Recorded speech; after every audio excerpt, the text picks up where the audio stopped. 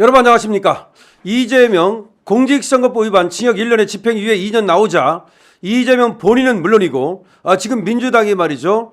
자, 얘들 지금 PPT까지 민주당 당사에서 이걸 뭐 지금 걸어놓고 나서 인민재판을 얘기하고 있습니다.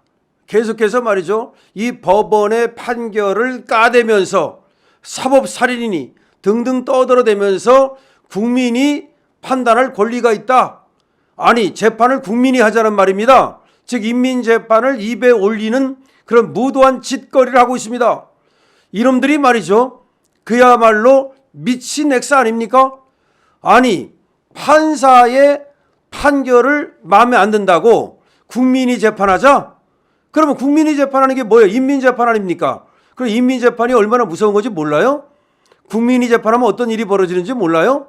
팔싸움 일어나고 몽둥이 정도에 그치는 게 아니에요. 그야말로 피바다 됩니다. 피바다 돼요. 정말 그런 사태를 민주당은 원하는 것입니까? 정말 그런 사태를 바라는 것입니까? 정말 이해할 수 없는 그런 짓거리를 하고 있는데요. 자, 그렇다면 민주당이 바라는, 다시 말해서 항소를 해서 항소심에서는 이재명이가 무죄를 받거나 내지는 이재명이가 항소심에서 100만 원 미만으로 떨어지는 일이 가능할까요? 지금부터 가능하지 않은 이유를 말씀드리겠습니다. 아직까지도 강신업 TV의 구독자가 아니신 분께서는 지금 바로 구독 버튼을 눌러주시기 바랍니다. 더 좋은 방송으로 보답하겠습니다. 자,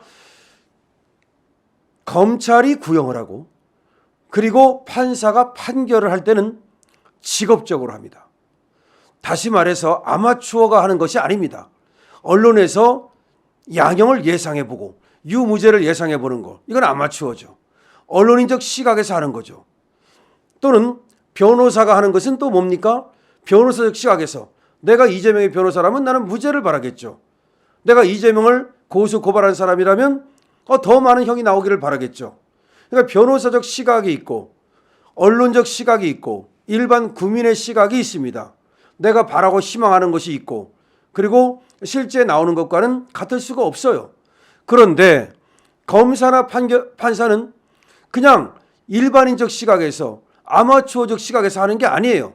특히 담당 검사, 담당 판사는 자기의 이름을 걸고 하는 거예요. 판결문을 보면 판결문이 133쪽이거든요. 여기 당연히 담당 검사 이름이 들어가고 담당 판사 이름이 들어갑니다. 그러니까 이 검사나 판사는 나의 명예를 걸고 나의 어떤 실력을 걸고 지금 이 기소를 하고 그다음에 이 수사를 하고 이 지금 재판을 하고 있는 거예요.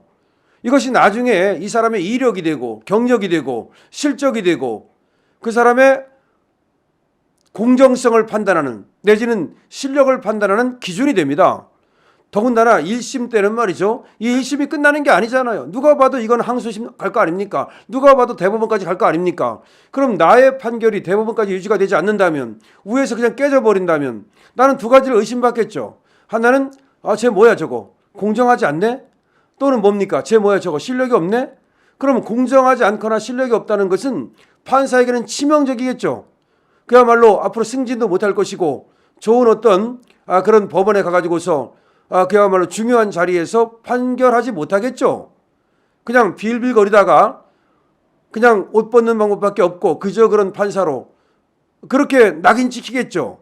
자, 생각해 보십시오. 그러면 서울중앙지방법원의 형사 34부의 판사 될 정도면 나중에 대법관, 대법원장도 될 수 있는 그런 사람들이란 말이에요. 실제로 형사 34부의 이 법관들이 모두 서울법대 출신이에요. 그중에 2명 이학인 판사하고 박명 판사는 하버드 로스쿨에서도 공부를 했어요. 정말 기라성 같은 판사들입니다. 이 사람들이 자기의 명예를 걸고 지금 판결한 겁니다. 근데 이걸 갖다가 판사가 사법살인을 저질렀네. 그야말로 판사가 개판으로 재판을 했네. 예를 들어서 지금 또 김웅이라는 놈이 이렇게 말했잖아요. 윤석열 정권의 어떤 일개 판사의 일탈이다. 포악한 윤석열 정권의 일개 판사 일탈이다. 이런 식으로 지금 비난을 하고 있지 않습니까? 그러면 니들이 말이야 그렇게 자신이 있으면 그럼 항소해서 다퉈. 원래가 법원은요 왜 3번이겠습니까? 왜 3세 번이에요? 1심이 끝나는 게 아니잖아요. 그래서 항소해서 다퉈. 그래서 지금 법원의 입장은 그래? 니들이 그렇게 자신 있으면 항소해서 다투면 될 거 아니야. 자, 그겁니다. 그런데 이 새끼들이 그렇게 자신이 있으면 항소해서 다툴 텐데 지들도 자신이 없는 거예요. 왜 그런지 아십니까? 지금부터 분석해 드릴게요. 이번에 말이죠. 이 공직선거법 재판은 말이죠. 아주 합리적인 양형과 합리적인 유무죄 판결이 이루어졌어요. 원래가 당선 목적 허위사실 유포. 허위사실 유포도 그냥 허위사실 유포가 아니라 이건 당선 목적 허위사실 유포잖아요. 그러니까 공직선거법 위반이 되는 거예요. 이거는 기본형이 징역 10개월 정도 돼요. 기본형이 징역으로 따질 때. 그리고 가중하면 2년까지 가중할 수 있어요. 징역 2년까지. 그 다음에 감경을 하면은 보통은 벌금 300만 원까지 감경이 가능해요. 그러니까 기본형이라는 게 있어요. 다 대법원의 양형 기준이라는 게 있다니까요. 그러니까 법전이 있는 거고 대법원의 판례 양형 기준이 있는 거예요. 대법원의 양형 기준을 보면 당선 목적으로 허위사실 유포했을 때 그게 한 건일 때 보통 징역 10개월 그리고 가중하면 징역 2년 그다음에 감경하면 벌금형으로 감경할 수 있어요. 그런데 이재명의 사건을 보자고요. 이재명의 사건은 이재명은 동종전과가 있어요. 일단 벌금형 포함해서 동종전과가 있으면 이건 가중 요소야. 그 다음에 범행수법이 매우 불량하다. 사회적 지위나 영향력을 이용해서 범행을 했다. 범행수법이 불량하잖아요. 범행수법이 얼마나 불량합니까? 지금 어떻게 했어요? 아니 국토교통부가 나를 압박하지도 않았는데 압박했다고 지금 뒤집어 씌웠잖아요. 모함했잖아요. 얼마나 불량합니까? 김문기 모른다는 말이 얼마나 새빨간 거짓말입니까? 거기다 사회적 지위나 영향력을 이용했잖아요. 사회적 지위나 영향력을 이용해서 경기도 지사라는 놈이 그 국정감사장에 가서 거짓말한 거잖아요. 그러니까 이 거짓말이라는 것이 완전히 사회적 지위나 영향력을 이용했고 범행수법이 매우 불량하고 더군다나 상대방이 다수이거나 전파성이 높은 경우 전파성이 높잖아요. 어디 가서 했어요? 언론사에 가서 했잖아요. CBS 그다음에 SBS 이런 데 가가지고 거짓말한 거잖아요. 김문기를 모른다. 그다음에 국정감사장에서 전체 이 중계가 이루어지는 가운데 거짓말을 한 거잖아요. 국토교통부 압박을 받았다. 그 다음에 허위사실이 후보자 평가에 매우 중요한 사항이잖아요. 자, 지금 특별 가중 요소라는 게 있는데 특별 가중 요소에 허위사실이 후보자 평가에 매우 중요한 사항인 경우 상대방이 다수이거나 전파성이 높은 경우 범행수법이 매우 불량한 경우 사회적 지위나 영향력을 이용해서 범행한 경우 동종전과가 있는 경우 다 여기에 해당해요. 그것도 한 건이 아니라 두 건이잖아요. 특히 어떤 게 두 건이 된 겁니까? 김문기와 관련해서는 김문기를 모른다. 요거는 무죄를 해줬어요. 그래. 그건 네가 주관적 인식이라고 하자. 그래 무죄를 해줬어요. 근데 골프 안 쳤다. 이건 골프 친 게 명백한데 뭐 사진이 조작됐다라고 그러면서 골프를 안 쳤다 그랬는데 바로 김문기 씨가 딸에게 보낸 그 동영상이 완벽한 증거가 됐잖아요. 나 오늘 시장님하고 유동규 본부장하고 골프 쳤다. 아빠 얼굴 탔지? 얼마나 새빨간 거짓말입니까? 그러니까 특별 가중 요소는 차고 넘치는데 감경 요소는 없는 거야. 감경 요소는 소극적 범행인 경우, 허위사실 공표나 후보자 비방 정도가 약한 경우, 상대방이 소수이거나 전파성이 낮은 경우, 자수한 경우. 그런 경우야. 자수했어? 자수하기는커녕 검찰을 공격하고 판사까지도 지금 막 저렇게 공격하는데 그럼 뭘 보고서 그럼 형을 갖다가 낮춰줍니까?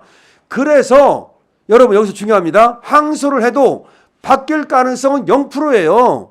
항소한다고 무조건 다 들어줍니까? 제가 법조인으로서 변호사로서 얘기하는데 원래는 유무죄가 바뀌지 않으면 양형은 바뀌지 않아요. 원래 대법원에서 뭐라고 말하느냐면 그냥 심정적으로 양형을 갖다 깎아주거나 높이지 말아라. 1심을 깰 때는 또 2심을 깰 때는 그 양형에 대해서는 신중하라는 그런 지시를 내리고 있어요. 그러니까 무조건 깎아주지를 말아야. 1심에서 2년에 따라서 2심에서 6개월 깎아줘. 아 불쌍한데 이거 하지 말라는 거야. 그래서 마음대로 못 깎아요. 그런데 유무죄가 바뀔 가능성은 제로고 지금 이렇게 특별 가중 요소가 많은데 어떻게 깎아줘? 그러면 예를 들어서 고등법원에서 깎아줬다 그러면 이거 좌빨이거나 아니면 이거 완전히 실력이 없거나 아니면 판사의 길을 포기하지 않는 한 어떻게 깎아줘? 제가 분명히 말씀드립니다. 이재명은 말이죠. 판결문을 분석해 보니까 완전히 지금 133쪽의 판결문 안에 특별 가중 요소는 넘치는데 지금 감경 요소는 하나도 없어요. 그래서 지금 징역 1년에 집행유예 2년이 나온 거예요. 근데 2년까지 할 수 있는데 오히려 1년을 해줬다는 것은 봐준 거지. 오히려 2년까지 할 수 있는데 1년을 해준 것은 오히려 봐준 거예요. 그걸 알아야지. 징역 2년도 가능하다니까요. 근데 징역 1년에 집행유예 2년 해줬잖아요. 그걸 오히려 봐준 거라는 걸 알아야 됩니다. 이재명 정신 차리기 바랍니다. 강신업 TV입니다.